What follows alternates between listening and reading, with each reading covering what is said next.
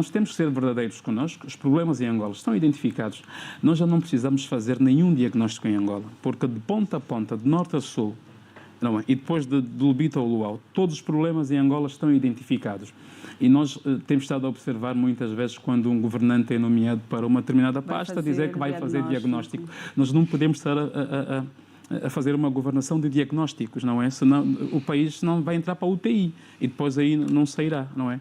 Então, isso é um ponto que temos que resolver, esses problemas que os jovens gritam todos os dias, Leda. E no agronegócio não foge a regra, porque eu falava da ameaça. A ameaça é essa de tu entrares para o negócio, tens as terras, o financiamento não sai, por exemplo, por causa das burocracias, e quando o financiamento sai a taxas muito altas, não é possível, para quem está no agronegócio, tem que vedar uma fazenda, tem que comprar animais, comprar vacinas, sementes, na zona de produção não há água, tem que fazer furo de água, que não fica a menos de 10 milhões de kwanzas, um furo de água com uma bomba, que muitas vezes em determinados terrenos tem que se cavar 150 metros para puxar água, e com taxas de juros muito altas. Por exemplo, o Banco de Desenvolvimento de Angola cobra uma taxa de 13,3%. Não é apetecível quando no Botsuana a taxa de juros que os bancos lá estão a cobrar é 0,7, 0,8, um período de carência de capital muito acima dos 5 anos, poderá chegar a 10 anos. Até a sua implementação, a Zâmbia faz a mesma coisa. Portanto, vocês são jovens empresários, têm noção de que existem políticas públicas que precisam ser alteradas se quisermos, de facto, que os jovens continuem a crescer, os jovens empresários, e aumentar a possibilidade da geração de emprego também. Claro, sem dúvidas, Leda. E esta parte, as políticas têm que ser feitas de forma aberta. Conversar com a juventude, não aquela conversa de quem está do outro lado pega uma agenda e uma esferográfica e diz que tomou nota, e quando chegar o seu gabinete fecha a agenda e nunca mais abre, não é? Temos muitos projetos engavetados. Temos de tirar da gaveta e implementar. É fácil. Os projetos foram elaborados a pensar na juventude, mas não são executados, não é? O problema é este no nosso país. Temos que executar esses projetos para evitarmos, consequentemente, estar a pedir financiamento no exterior, não é? E a taxas de juros muito altas.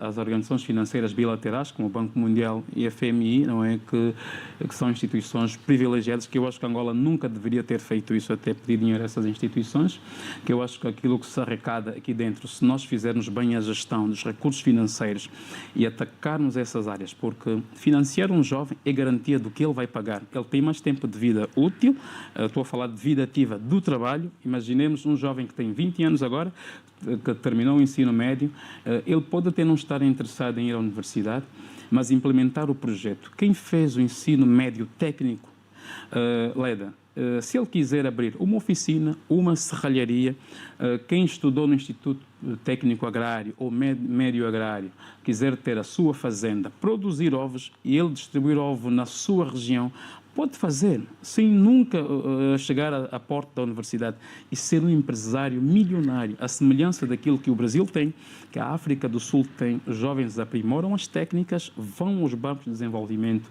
pedir financiamento, eles têm isso. A Índia também está a fazer isso, e esses jovens são ricos, são milionários. A grande parte dos empresários da Zâmbia estão no setor do agronegócio. E o PIB da Zâmbia, cerca de 70%, é alimentado por este setor, porque eles descobriram que as pessoas precisam comer e ganha quem vende comida todos os dias. Eles vão ter clientes. A Zâmbia não tem as condições que Angola tem.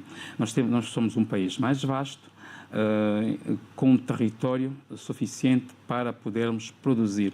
Então tem que haver aqui uma combinação de fatores. E quem dita as regras em casa tem que fazer o seu papel como deve ser. Aí sim vai funcionar, para evitarmos esse êxodo rural que tem estado a acontecer, porque o jovem pensa que o futuro dele está nas grandes cidades, abandonam os campos agrícolas, não é? E muitas vezes nós temos estado a registrar este excesso de produtos nos campos a estragarem, porque não há escoamento. Não há escoamento porque a estrada não está boa. Quem tira o caminhão da fazenda para a estrada, muitas vezes leva o caminhão, o pneu fura e não consegue regressar. e um pneu está muito caro, Leda. E são problemas que nós precisamos continuar a discutir para resolver efetivamente.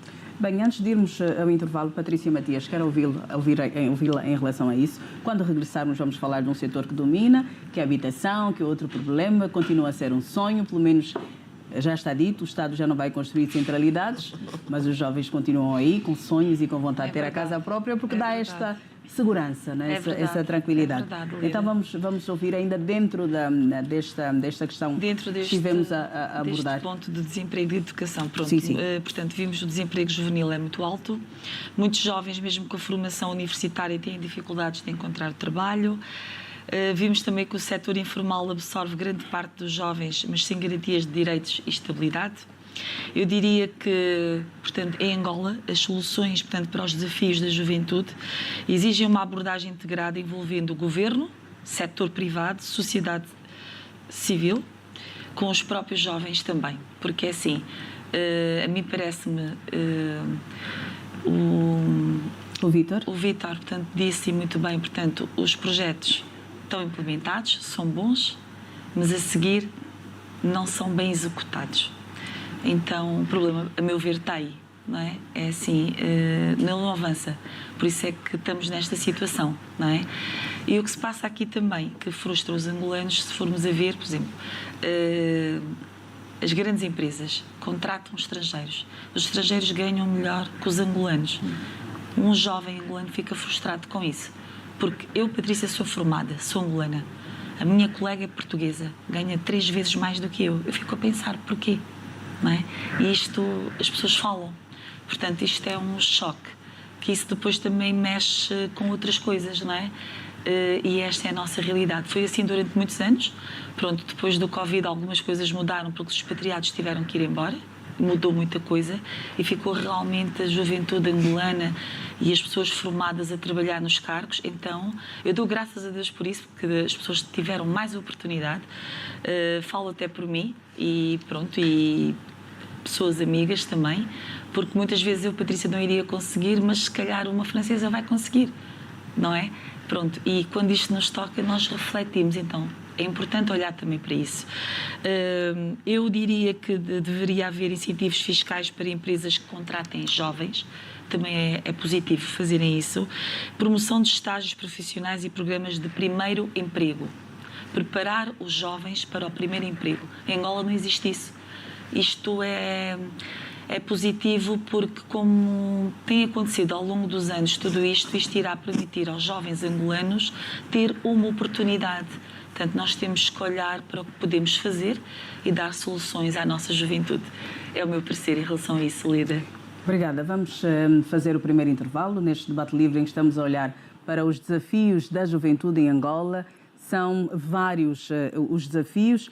Nós acabamos por enumerar alguns aqui. Ainda vamos olhar para a questão da habitação, que é um problema que preocupa as juventudes. Alguns adquirem terrenos, infraestruturados ou não, tentam construir, depois dispara o preço do material e a pessoa tem que suspender, ou é pelo preço do material, ou é por a questão de insegurança.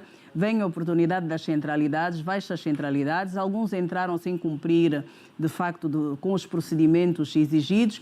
Hoje o Estado já diz que estas pessoas vão ser levadas a tribunal. Muitos dos jovens estavam empregados na altura e perderam os seus empregos. Hoje não têm condições financeiras para continuar a honrar com este compromisso assumido com o Estado para o pagamento da renda resolúvel. Criou-se a possibilidade de um crédito habitação para os jovens, mas que jovens conseguem ter acesso a este crédito com base naquilo que é a realidade dos nossos salários no país. Vamos falar sobre isso quando regressarmos do intervalo. É rápido. Até já. Confusão em algumas regiões do país, tanto aqui em Luanda como em Benguela. Não é possível quem queira construir uma habitação num terreno infraestruturado que pressupõe ter uma linha de água, não é? Água para a habitação e depois uma parte da questão do saneamento, ponto de luz, a semelhança que a Namíbia tem e fez no Catutura e é um caso de sucesso.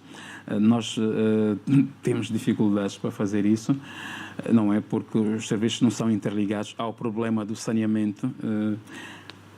Cobrava-se mais de $100 Imagina, valor taxado em dólar, quando nós temos um câmbio... Flutuante?